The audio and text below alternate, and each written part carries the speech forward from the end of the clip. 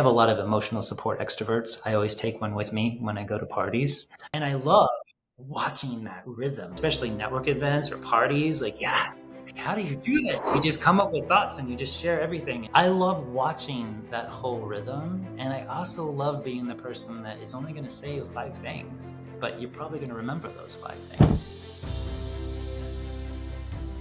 A lot of introverts feel like public speaking is only for extroverts, but you actually kind of flip that and you say that the introverts have an edge when it comes to public speaking. What is an introvert's edge? Introverts think before they speak.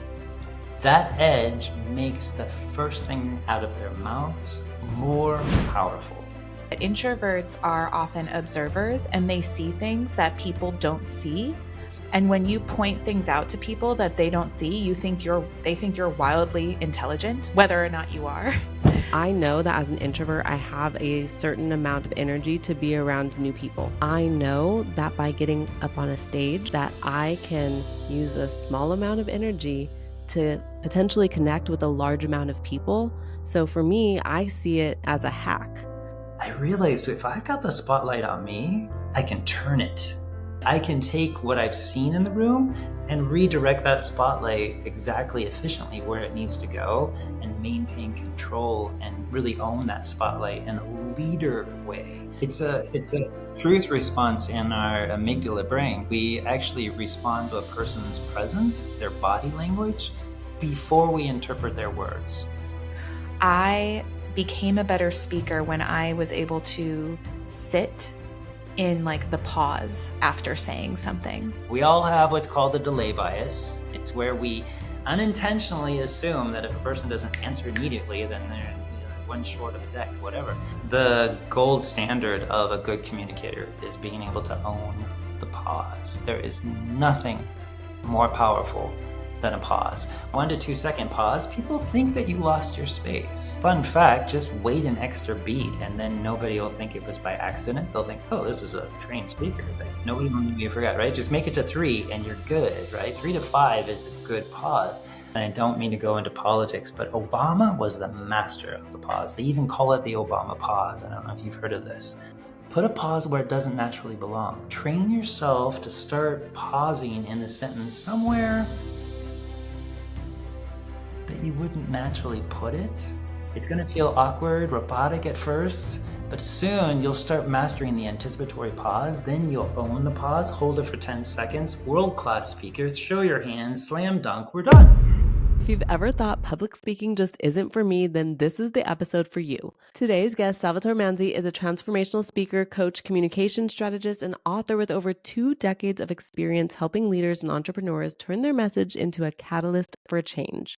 Not just in business, but in life. So Salvatore, welcome to the show. Our clever crew is in for it. They better bust out your notebooks, take some notes today, because if you're the introvert listener, you definitely need to take notes today. So let's just start by talking about your own public speaking journey. How did you get started? Thank you. And I gotta say, what a joy it is to be on here with you both. You are such shining stars. I got into public speaking because my dad was. He was a public speaking guy. He did the conference circuit a little bit, and I was inspired, so I got up on stages as well. But I fell bad. I wiped up quite a few times. What I realized is the most public speaking training is geared towards extroverts, how to turn that natural charm, that extroverted charisma into public speaking training. There isn't a lot of skill training around public speaking for introverts. So I took a deep dive into researching psychology and neuroscience, like what is it that makes my brain work a little bit differently and what would support me as an introvert when I'm thrown into the spotlight or I choose to go in it on my own. So I've developed frameworks, techniques, and principles, strategies around developing presence. And I've been working with data-driven leaders for the last 20 years, helping them get on stage. That's amazing. I know that one of your frameworks talks about how to own the spotlight, how an introvert owns the spotlight. I'd love to learn a little bit more about how you teach someone to go about doing that. Yeah, I want to unpack it with both of you because I know Please. that you self-identified introverts as well, and there's the Stay self-identified. proudly we own it Mm-hmm. in the Yes. safe space. Yes. um, how do you overcome that fear of being in the spotlight? How do you use the introvert's natural inclinations to shine in that moment? And what are strategies to enable like the parts that aren't so comfortable? But let me turn it to both to you. You're both keynote speakers. You both run workshops. I mean, you're mastering the internet already. What do We're you do trying. to overcome that initial like fear or whatever comes up for you? One of the things that has helped me is to reframe in my mind what it means to show up. So I know that as an introvert, I have a certain amount, a finite amount of energy to be around new people. And if I know I have a finite amount of energy, I know that by getting up on a stage, whether it's online or whether it's a virtual stage or an in-person stage, that I can use a small amount of energy to potentially connect with a large amount of people. So for me, I see it as a hack. Like, because I'm an introvert, I need to learn how to use this tool because it's not possible for me to engage with this many people one on one or in smaller settings where my energy is just going to be drained. So that tool has really helped me to allow my business to grow and continue to connect with amazing people like you. Awesome. Love that. I totally agree with Candace. It's just efficient. It's way more efficient to be able to look at speaking that way for introverts. I also, and this was like a reflection from a friend of mine who also is an introvert. Candace, you know, it's Dr. Jen Knight. She's a friend of ours who has a PhD in performance science, brilliant woman. She was on the podcast about a year ago, but she was, you know, reflecting to me that introverts are often observers and they see things that people don't see. And when you point things out to people that they don't see, they think you're wildly intelligent, whether or not you are. And so being able to use like my quiet, shy powers of observation and my greater levels of, you know, emotional intelligence, I realized that that was a power. And I was able to kind of turn that lens around instead of keeping it to myself and share it with others. I love that. I love that idea of like I'm watching the room more closely than a lot of people, and I'm able to contribute in a unique way because I'm seeing and getting at insights in different ways. And I love, Candace, you have a reframe. That's perfect. I reframe that feeling. I'm getting up on this stage, scary moment, but reframing it. Like that's the first thing I offer too is reframe it from nerves to excitement. They look the same Yes. on the They stage. feel the same. They feel the Your same. body doesn't know the difference, right? Your Like Yeah. body from a doesn't know. biological perspective, like I still get nervous. I just look at it Thank you. as like apprehension energy instead of like, oh, nervous breakdown energy, you know? Right?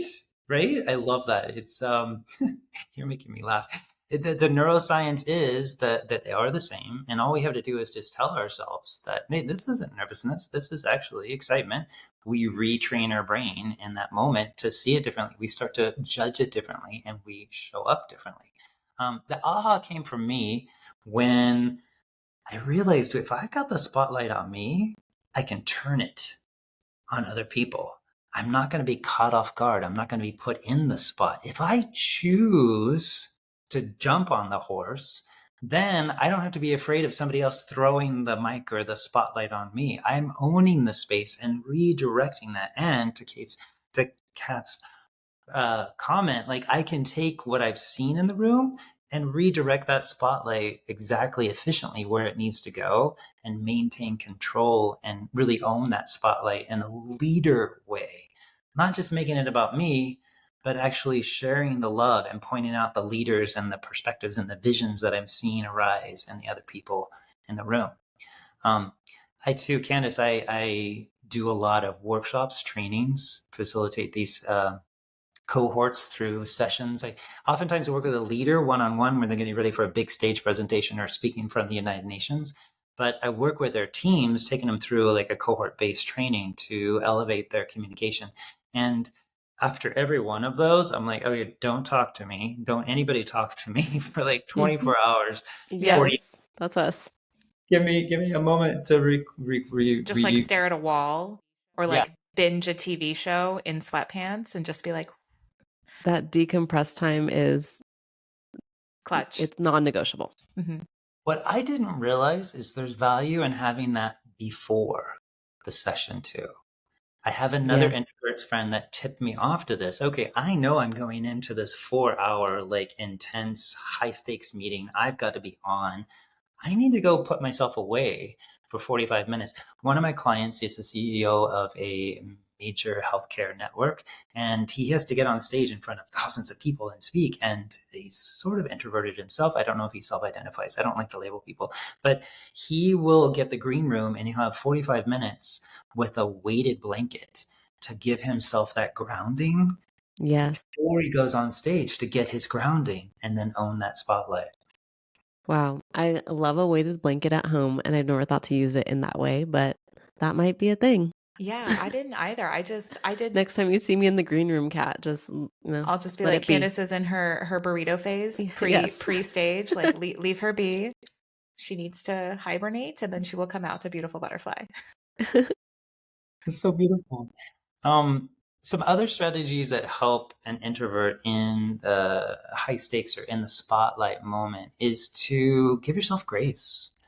Like a lot of times somebody will ask a question and I don't have an immediate response. But unlike an extrovert that's going to take me on this train of thought to their answer that I Right. don't really want to be on, I'm going to think about my response and then give it to you. And if you don't know me, you might think the porch light is on, but nobody's home, right? We all have what's called the delay bias. It's where we unintentionally assume that if a person doesn't answer immediately, then they're one short of a deck, whatever. Mm-hmm. And one way that I, as an introvert, work in those places is I give them some sort of response. I have a framework for answering questions. I start by clarifying their question immediately. Okay, well, let me just double check. You're asking, or it sounds like you're wanting to, or da da da da da. I'm buying myself time. I'm back here noodling for an answer, but I'm still connecting. I'm letting them know that I'm engaged. I'm engaged with their question. And 9 times out of 10, if I throw it back and ask for clarification, they're going to go on because people love to hear them talk. They love to hear themselves speak, right? Yes. So people will go deeper on their question. And then it gives me the grace to do that. And sometimes I just go, oh, that's a question I want to give some thought to. And I give them a sign, tapping my forehead or rubbing my chin. I'm a chin rubber. I don't know that I recommend that for everybody, but I'm a chin rubber to let them know I'm thinking. So I just watched an episode of Diary of a CEO, and they were talking about body language specifically, and body language when you're on stage. Yeah. Mm-hmm. And Yep. The since you distance brought that, between. yeah. And one of the other things they mentioned was like rubbing your hands together before you're going to say something juicy. Like this signals that something good is coming. Like this is when you should pick Ooh. up a pen, right? Like this is going to be the moment. And I was like, that is so subtle. And when I thought of that, I knew that that's what I think when I see someone doing that. But I Mm-hmm. just didn't have that tool in my toolkit. Like I just didn't have that as something that I was going to use, but I will use it now because I notice it when other people do it. And I don't notice the gesture. I just notice, hey, this is an important moment. The association we have Yes, with the it. association, Yeah. exactly. it's So a interesting. truth response in our amygdala brain. We actually respond to a person's presence, their body language, before we interpret their words. So it Yeah. is an unconscious. And as an introvert, you're actually probably more heightened awareness to watching those little signals, Mm-hmm. and you're picking up and you're preparing what you're going to say in response or how you're going to respond in response. It's something that Zoom somewhat took away from us. And that's why I always say, if you're on a virtual, be sure you put your hands in there. Be sure that we can Yeah, see a like little show bit of your them. body. Yeah. Yeah. I have nothing to Showing hide. Yes, showing your hands makes you feel safe, which is such an interesting thing. One of the things that Kat and I are constantly talking to our Clever crew about and our clients about is your profile picture and how important your profile picture is across online platforms. And when I was listening to this episode, they were talking about how showing your hand in your profile picture also, like just what you're doing now, that gesture, it can make someone feel like you are open to them and you are a safe person to talk to. And I realized that some of Kat and I's profile pictures, we did that without really making that association. So Kat has her hands on her face in her profile picture. Yeah. Like And then this. I had a profile picture where I had my headphones on and I was holding them. Mm-hmm. And that was the one that I got a lot of good feedback on. And I think it's the hands and knowing those things. There's subtle tips that can help you to elevate your brand or just who you are in the online space. It's so true. And it's instinctual. Again, it's from our primitive brain on this case. We think unconsciously this person might have a weapon. Until I see the palms of your hands, I'm concerned that you might have a weapon. So as soon as I see your hands, part of my brain is no longer checking, am I safe? Yes. And Mm-hmm. it's Right. just it's a little bit of hand. What I also love is if you're listening to somebody, letting them see that your hands are not occupied, not multitasking, that kind of thing. Like Right. you're connected with them in some way. Mm-hmm. So It's funny. important these days when people have their phone in their hand 100% of the time. I know. It's like a ball and chain. So Salvatore, this was one thing I did a couple weeks ago. I did it in like I was kind of having a little temper tantrum with myself, if I'm being honest here with our clever crew. And I was just so over all the notifications, all the noise. I deleted all my social media apps, all my email apps, and my Slack messaging app off of my phone like a month ago now. I love that. And you want to know what? Clever crew who just felt their heart drop into their stomach? Nobody cared and nobody noticed. And in fact, I feel like I'm even in more high demand energetically because I'm like not checking. And it's like the best time to get a job is when you already have a job. The best time to get a boyfriend is when you already have a boyfriend. And we love dating analogies here at Not Nice Clever. Salvatore, I don't know if we mentioned that. Okay, I'm going to start using those. I don't There we have go. it ready, but I will start going in that. I love the freedom of not having notifications. I recently signed up for Substack. Mm. And I did the same thing. I finally just deleted it because my phone was blowing up and my watch was blowing up. And I'm like, I can't handle. Okay, I love it. I love you're all sharing, but I can't handle all of this input. Yeah. Probably a good idea to delete some of the apps. I just live with no notifications on. Even my text message sound, it's not on. I just check my phone when I can check my phone. And that really works for me Boundaries. because as an introvert specifically, I think it's too much input. Mm-hmm. Can I do that with people? I'm kidding. It's not like this is recorded or anything. No, I have my phone set to only let me know when my parents or key people like call your up. favorites Yeah. list. Yeah. Yeah. Yep. The rest of the time it's always on. Apple has this thing right now for like they judge whether it's an appropriate interruption or not. And Oh, they're usually pretty right, you know? Yeah. I love that. So a lot of introverts, kind of getting back on track to, as I know the clever crew has Yes. questions. We love our tangents. Yes. So a lot of introverts feel like public speaking is only for extroverts, but you actually kind of flip that and you say that the introverts have an edge when it comes to public speaking. What is an introvert's edge? Think before you speak. Introverts think before they speak. That edge makes the first thing out of their mouths more powerful, more worthy of listening to. When an introvert speaks, we typically know that we're going to get some solid bars. Whereas if we're listening to an extrovert, we know we're going to be kind of getting to it, and then we'll get to a point and we'll finally understand where we were going, and we'll have like an aha or epiphany along the way, which is fun. But an introvert, the strength is in thinking before you speak. That is so valuable. And as an introvert, I can be sometimes, I don't know. I have a lot of emotional support extroverts. I always take one with me when I go to parties. Buddy system. Right? Yes. Yes. And I love watching that rhythm where it's just this, especially network events or parties. Like, You can just like hang back and how you do you let do them. this? You just Yeah. come up with thoughts and you just share everything, and it's like conversation. I love watching that whole rhythm, and I also love being the person that is only going to say 5 things, Mhm. but you're probably going to remember those 5 things. Yeah. Less is more. That has been my mantra with clients this year and just in general. I think this is a thing that I also learned. I wonder your take on it, Salvatore, where I became a better speaker when I was able to sit in like the pause after saying something and to use silence as a way to communicate my message. That was really hard for me, and now it's easier. The gold standard of a good communicator is being able to own the pause. There is nothing more powerful than a pause. When I first started out, my coach got me up to 10 seconds. And I know you're thinking 10-second pause, that's ridiculous. But Seth Godin, I don't know if he is a thought leader, you probably We know him, yeah. He says, 1 to 2 second pause. People think that you lost your space, like legit. So fun fact, just wait an extra beat and then nobody will think it was by accident. They'll think, oh, this is a trained speaker. Like, there we go. Nobody will maybe forgot, right? Just make it to 3 and you're good, right? 3 to 5 is a good pause. Stretch yourself to get all the way up to 10 seconds. And what happens, even the people that are on their phone are going to look up to see what is the person. It's better than this. It's hand rubbing. It's going to cause people to look up and be like, what's happening?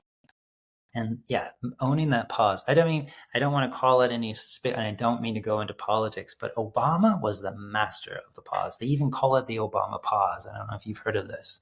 I have, yeah.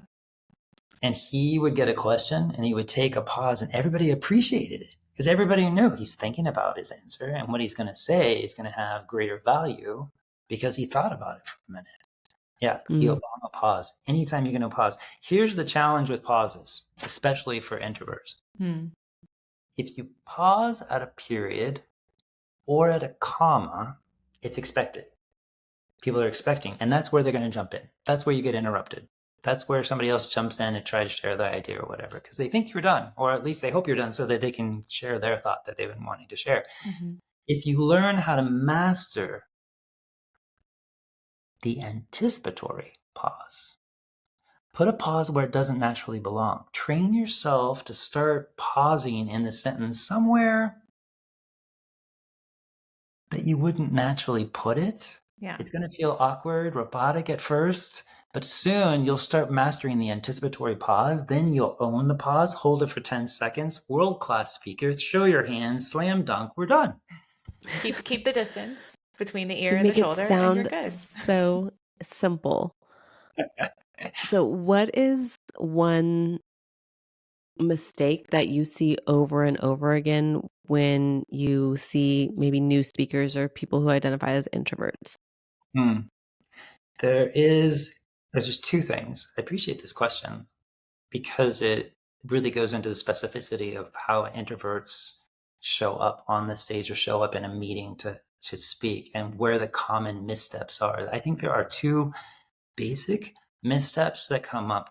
One is in oversharing data in the sense of, I've received your answer and I'm going to give you I'm going to receive your question. I'm going to give you a response and I'm going to keep layering in data and data and data until I see you respond to me.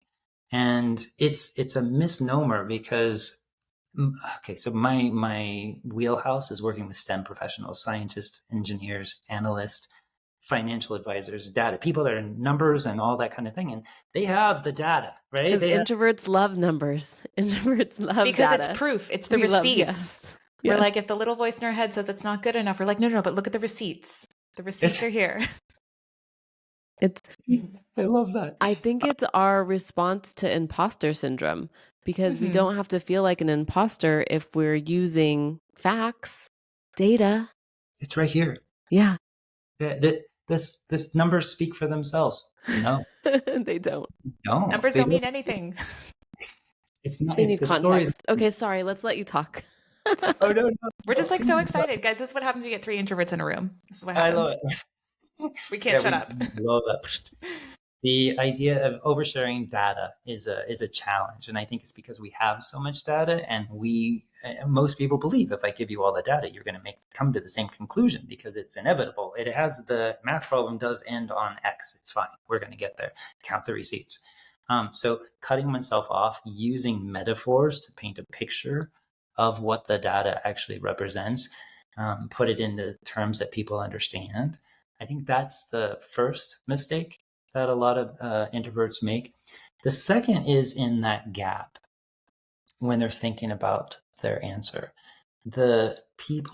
Certain people, especially key decision makers up the ranks, like to know your train of thought. They like to know how you got there. And if I'm an introvert watching a meeting, I'm watching the chaos. I saw the solution 5 minutes ago, right? And so when it comes to me, I'm just going to, here's the answer. And everybody else in the room is like, but, and then they want to argue, and then they want to debate because they didn't get there with you. You're laughing, Kat. Why? This is happening. Because this is why I didn't survive in corporate. Cat's MO. Yeah. That's my MO. I see deep, I see quickly, and I don't have the patience to explain. Just trust me that it's correct. Otherwise, I wouldn't have said it. Right. This is what you're paying me for. That's why I'm a Yes. consultant. That's why I didn't. That's why I'm a consultant.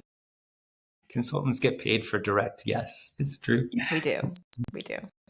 And if you're not a consultant and you're an employee and wanting to make friends with a higher up so that you can make that ladder, you have to kind of take them along the process. I'm not saying play stupid, but you almost have to solve the logic puzzle from A to B to C so they can follow the train of thought. Because if you just come in with the solution, it's too much to process for their little brains. Okay, I don't mean to be insulting. Yes, it's really all about context and ensuring that people are operating within that context that you are so that they can feel like they get it. Yeah. Yeah. Because a good speaker isn't just sharing their knowledge. The good speaker is bringing the audience along so that the audience feels like they're part of it. Yeah. And something you said, Candace, in the previous episode that really got to me is share the scars, not the wounds. Mm-hmm. I didn't make that up, just so you guys know. Someone shared that with me, and that stuck. See, and humble too, and humble. It did stick.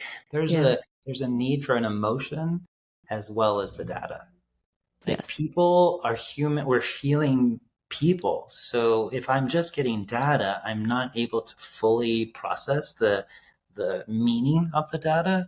But if I can read the emotion in your face or in your body language or in your tone of voice, I'm going to better be able to resonate, align, and make a decision aligned with you as we go forward.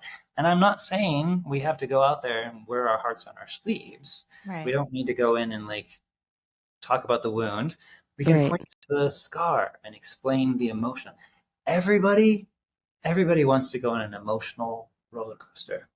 Mm-hmm. And a good keynote speech and a good introduction, we're talking about the rain and we're talking about the sunshine, right? Yes. Mm-hmm. So totally take them on a ride. Speaking of, being on stage, I have been lucky enough to be described as, and I know Candace has, and I've seen her in action too when we're together, when she's presenting solo, but people really love to say, you just have it. You're so magnetic. You've got it. You've got the charisma. And it didn't make sense to me until I started understanding what goes into having your own charisma and understanding how to have your own center of gravity and your own magnetic presence. So what would be some tips you would share with someone who's newer to speaking? How can they start to develop their own magnetic presence and start to discover their own charisma? What a great question. I mean, obviously you just have to be a Scorpio or Scorpio rising and you'll be fine. I mean, obviously. What is it for you when you say it? What is it when you see somebody on stage? What's that it that you're feeling? They just, I can't look away. And they seem so comfortable. And when I see people I know speaking on stage and I see them being themselves on stage, but just maybe a little bit more magnified, and them enjoying themselves, and them feeling comfortable. Like it's just, you just can't look away. It's like a good TV show, but in the form of seeing somebody, speaking on stage for 20 minutes or 30 minutes. That's it for me. Love that. Confidence, eye contact, body language is huge for me. You could tell if someone wants to be on stage or if they're shying away from being on stage. Honestly, what people are wearing on stage also is something that tells me how they feel. Okay, we can So pull this. Let's pull that one back a minute. Let's talk yeah, about. Okay, no, yeah. we'll come back to that one. I agree with what you're saying. When I look up on the stage and I can't look away, there's something compelling. It's compelling. It's like watching a beautiful butterfly or a flower that just got lit up by the sun. There's something about it. It's that authenticity combined with comfort together. Mhm. It allows them to be fully themselves, and it's so pure and so real that you can't look away from it. There's something genuine in there. And it takes a couple of things. One, it takes self-awareness of knowing who you are. Have you done the work to build your own self-awareness? Is there a part of your brain that's saying, hey, I'm still kind of a fake in that I don't really do this part of my life appropriately, or I haven't figured this out, or I'm still noodling or figuring whatever it is? Or is there alignment with who you are? Are you a person of integrity and showing up with integrity? So are you self-aware enough of that? The second part is physiology. You brought up the ear to shoulder ratio, the circle of power, the circle of influence of using this part of your body as you're doing hand gestures. But there's something about opening the chest, shoulders back, having that chest plate up and breathing in. It sends signals to the brain that tells you that you're comfortable, that tells you that you are you're safe in this place. I don't know. I identify as hypervigilant, constantly scanning the room for danger, maybe a little more than I need to. We could go into my childhood. We won't go into my childhood. We'll save that for another That, episode. that'll be another episode. But the counteract to that is to physically take up space with my body. Yes. Until it starts to feel comfortable, because our natural condition is to comfort, to make ourselves small and to feel comfortable and comfort ourselves. When we can take up more space, our physiology tells us that, oh, we're okay, we're going to be fine here. And then our voice changes and our presence changes and the quality of our conversation changes. Those are some of the things I would point to. I certainly don't have all the answers, but when it comes to introverts, I will say one of the biggest things to do is change your space. Just take up more space. Literally go into the meeting and put your elbows out on the table and spread wide. When you mentioned that, I'm immediately thinking about Alex Hermosi when we were at Forward last summer, and he was there, and Neil was interviewing him. They did like an interview on stage where there was two chairs and they were both sitting in the chairs, and they were kind of like those big deep chairs. And Alex sat down and he has his arms on top of he didn't have his arms down because they were like big deep chairs. He would have been small. So to take up space, of course, he has his legs wide, he has his arms on the chair, and he's taking that whole space up. And then I was also trying to imagine myself as a woman doing that. And how does that look? Does it look different? I don't know. I haven't sat in one of those chairs. Not Yet. on that scale. Not on that scale. Like it was a huge chair, right? And so what does that do to me and my presence? Literally the furniture on the stage, whether it's made or not made for me, And I think that's an interesting thing to think about. And as a speaker, I might ask more questions now when I'm going like, hey, send me a picture of what the stage looks like. What's the setup look like? So I can prepare for that. And actually, now that I think about it, I was with my friend Giselle, who's also a speaker. She speaks all around the world. And we were picking out her outfit for a talk. And she literally sat down and said, okay, how does the outfit look? Because it had like a train. How does the outfit look here? Or if I sit like this, how does it look? And she did that at the boutique before even heading to stage, she was thinking about, is this laying right? Does this look right? And just want to give you guys a behind the scenes Clever Crew. If you are entering this space, there are these things that help to think about ahead of time. Boom. There's the next tip. Visualization. Walk yourself through the process, whatever it is. If you have a high stakes meeting, if you have a keynote address, if you have a moment that you have to be in the spotlight, visualize yourself going through the process, and you'll pick up the little, oh, I need to make sure I check this, and I need to make sure I do this first, and I need to check this. And always end your visualization with the feeling. The mind works more from feeling than it does from just the thoughts of it. Yeah. You got to have the feeling of it as well. So what is the feeling you want to have when you're in that spotlight? Comfort, ease, resourcefulness, agility, whatever it is. Coach your mind into that during the visualization, and you will do better when you actually get to that moment. I have a quick anecdote to share with our Clever Crew, and I'd love to get your take on it, Salvatore. So I do visualization, and it's a recent thing that I've done, and it's really helped me a lot. And I recently visualized doing a workshop from stage, but imagining that when we get into the exercises, I'm going to get off the stage and walk in and around the tables so that I can engage with people who are going through the workbook exercises. I can write on the flip chart paper with them, right? And then go back up on stage in between the exercises. I had this whole thing blocked out in my mind.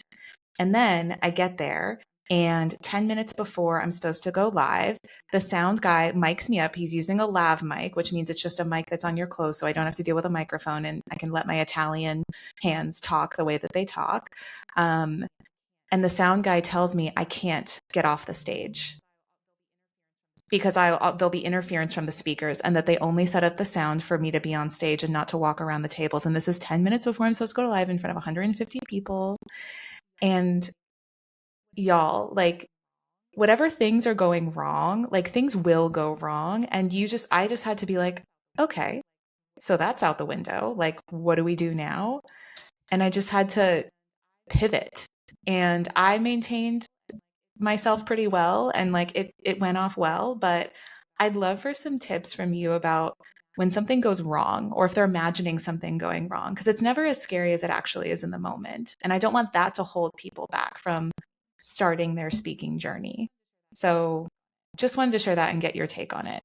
I love the story. And who hasn't had the Yeah. PowerPoint didn't work, the mic didn't work, The the slides lighting are out of didn't. order. Like, There's like anytime. Tech is always whatever. It doesn't want to be our friend. What did you do? What was the hack that now to let it go? What was it? well, I mentioned it and I owned it early on. Boom. Boom. And yeah. And then I also basically, when I was instructing them to start each of the exercises, I would kind of walk back and forth. And then I'd be like, somebody getting stuck? Like, where are you at? Like, somebody raise your hand. Like, let's workshop your response right now. So I made it almost like a live Q&A as we went through each of the exercises. It probably wasn't as effective, but still effective. And I just had to like let my inner perfectionist like be silenced in that moment. And from someone who wasn't live in attendance but saw all the clips online, it looked pro. It looked great. You would never have known that she didn't, plan. It didn't go as planned. Flawless. I love that. Nice pivot. And I love the pivot to workshopping individual people. What do you do in that moment when you have it? I like that you had a moment of reckoning with your perfectionist. I have a perfectionist. His name is Perry. Perry comes online every time I get up to speak in front of anybody. And Perry's like, oh, you missed that word. Oh, now they're not listening to you. Oh, now that did not make any sense, right? So I have learned to ask Perry, sit over there until I'm done, and then we'll talk. And disconnecting it, having that moment of like, oh, I hear you. That's your voice. I hear you. Here was the aha, though. I can't shut him up. Like he won't shut up, but I can't ask him to hold it. So if I ask him to just sit over there for a minute and then afterwards go and say, okay, what did you notice? And give him a moment to breathe through it. And I'd be like, okay, that's a good point. No, that one's not good. Okay, that was a good point. And then I work with my perfectionist. I'm getting to a deeper level here, and that is, what are the beliefs that drive the way I show up? And that's the third bucket. You have structure, you have your frameworks. How is your content organized? How are you communicating your data? Research tells us if you put it in this order, it's easier for the mind to process. So I have frameworks. Delivery are the techniques that you use to use your body, your voice, your eyes, your hands, all of that. How do you actually make sure that your body is communicating congruent with your message? But that third bucket is, what's everything else? What is everything else that's driving the way that you show up in that moment that gives you a sense of agility or doubt? I have confidence or imposter. Like, what are the beliefs? And I make fun of it, and I also point out my Perry is a driver in my beliefs. I'm not good enough if I don't hit perfect. And so my working with that Perry has given me a chance to take those moments and pivot and be like, okay, we'll do something new. We'll have something new. All right, that's a really long answer for a short question. Sorry for that.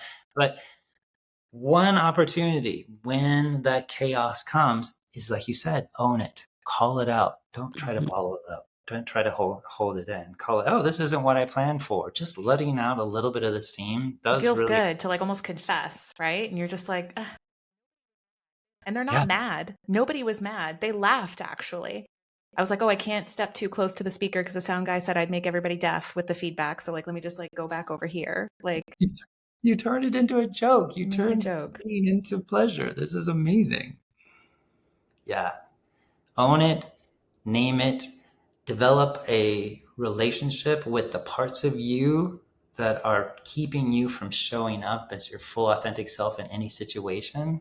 And you'll be able to better navigate those awkward moments, which you're going to have them. And thank goodness. Like, I say, every opportunity to make a mistake is an opportunity to grow, right? Get on stage, make a mistake, fall on your face. You're going to learn from that more than you're going to learn from a few applause and standing ovations. I mean, truly.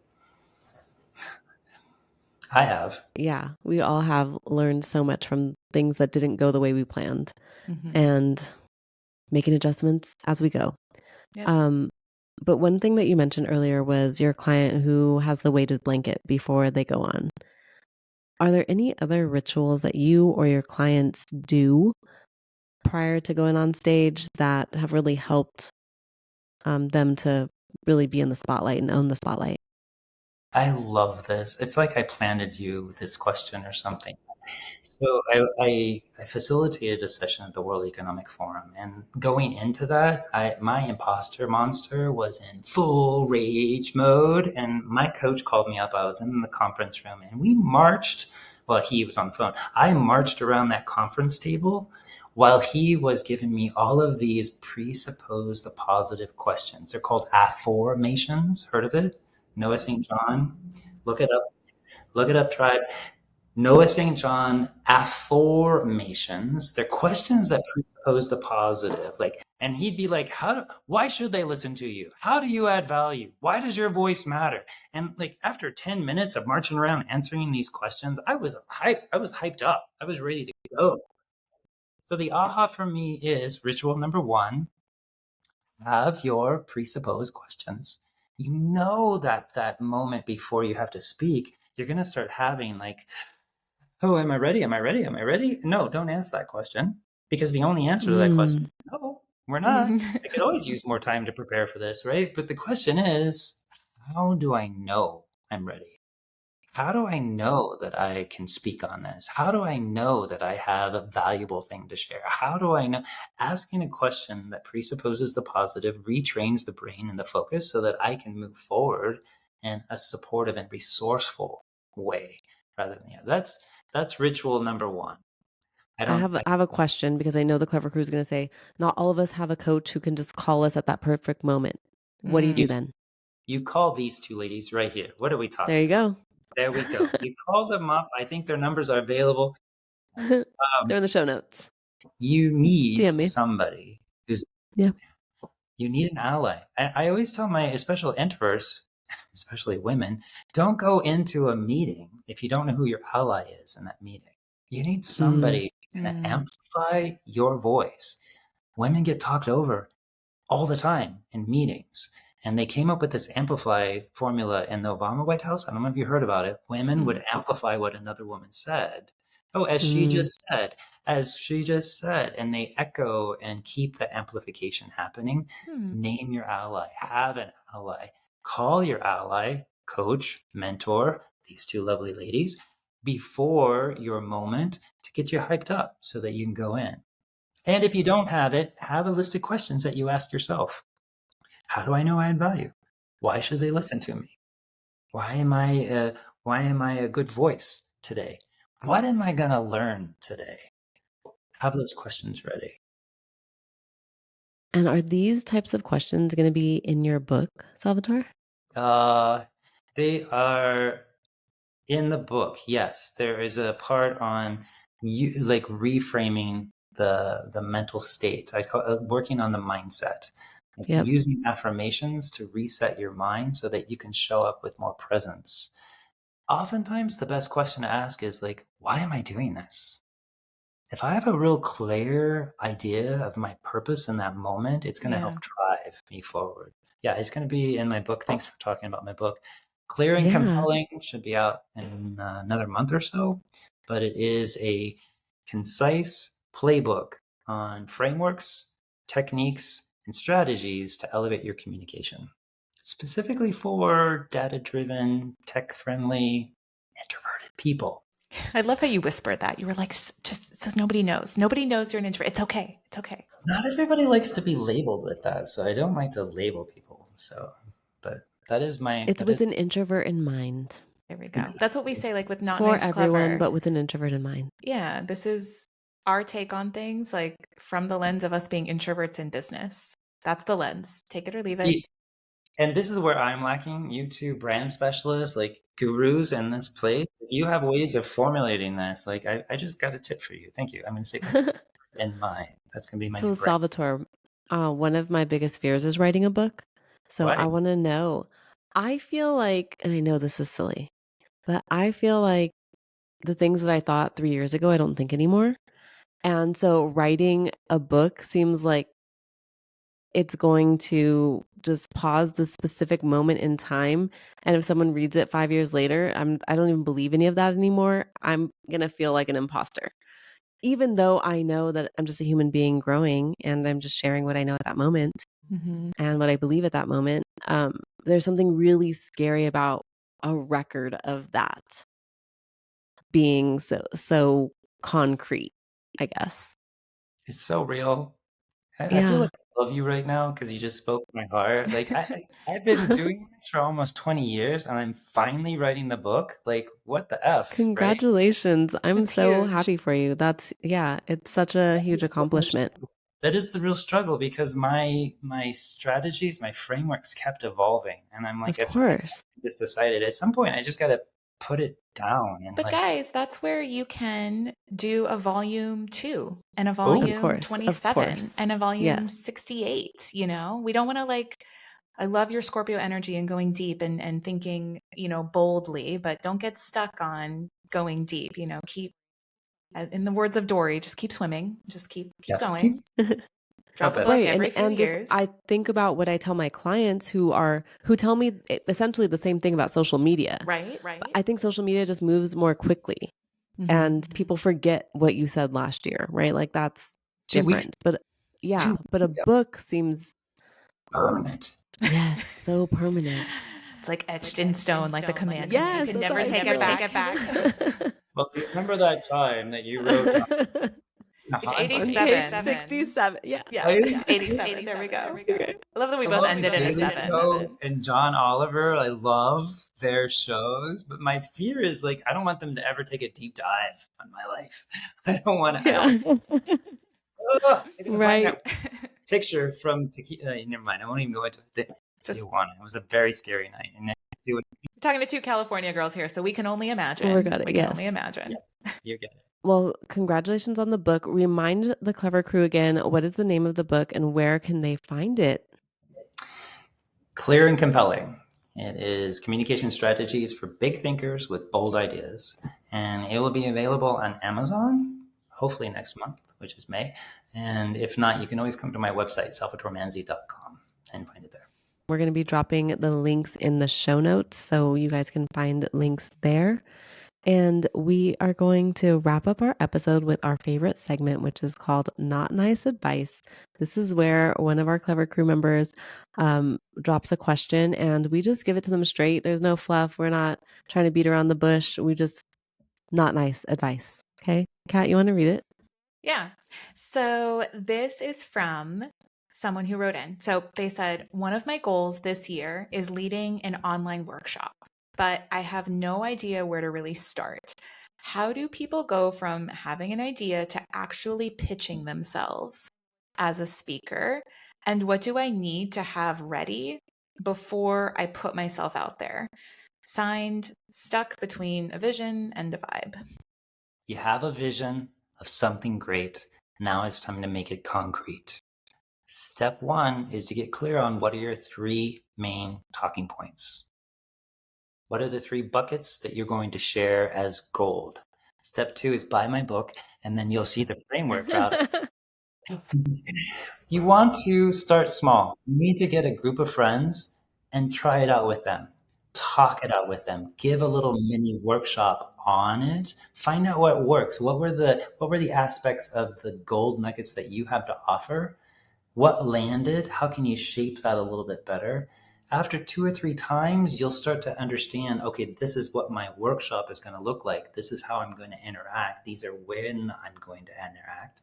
Then you can put it together, start offering it to bigger organizations, go to associations, go to meetup.com, ask any organization, hey, can I come and share this thing? Get a couple of recordings of you doing it, get those videos ready, talk to these ladies about making it a social platform and launching, and then start pitching yourself onto the stages. You've got your demo reel, you've got your content, and you're ready to become a highly paid keynote speaker. Voila. 20 years of expertise in 90 seconds, y'all. And have fun doing it. Clearly. It's the only way to move. It really is. Well, thank you so much for your time today. We really appreciate you sharing all of your nuggets of wisdom with us. We're definitely going to check out Clear and Compelling. And we are so excited for your launch. Good luck. Thank you. It's really been fun being with you too on this. And I love your podcast. Keep doing it. Keep moving the needle for all of us introverts. I appreciate you. Thanks for joining us on Not Nice, Clever. Remember to follow Not Nice, Clever wherever you listen to audio. And if you haven't already, drop that 5-star review. Share your takeaways. Tell us your story. We love to hear it. Signing off, you're not so nice, but oh so clever besties that mean business. See you soon.